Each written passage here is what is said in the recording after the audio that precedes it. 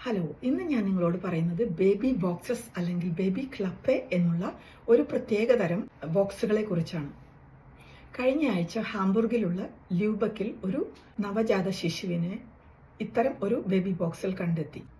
ജീവന്റെ വില മനസ്സിലാക്കിക്കൊണ്ട് ഭ്രൂണഹത്യ തടയുന്നതിനും ഗർഭിണികളായ അമ്മമാർക്ക് അവരുടെ പ്രഗ്നൻസി കണ്ടിന്യൂ ചെയ്ത് അനോണിമസായി അല്ലെങ്കിൽ കോൺഫിഡൻഷ്യലായി അവരുടെ കുഞ്ഞിനെ സംരക്ഷിക്കുക എന്നതും അവർക്ക് വളർത്താൻ സാധിക്കാത്ത നിസ്സഹായ സാഹചര്യങ്ങളിൽ കുഞ്ഞിൻ്റെ സംരക്ഷണവും ഏറ്റെടുക്കുക എന്നുള്ളതാണ് ഇത്തരം ബേബി ക്ലപ്പ കൊണ്ടും ഉദ്ദേശിക്കുന്നത്.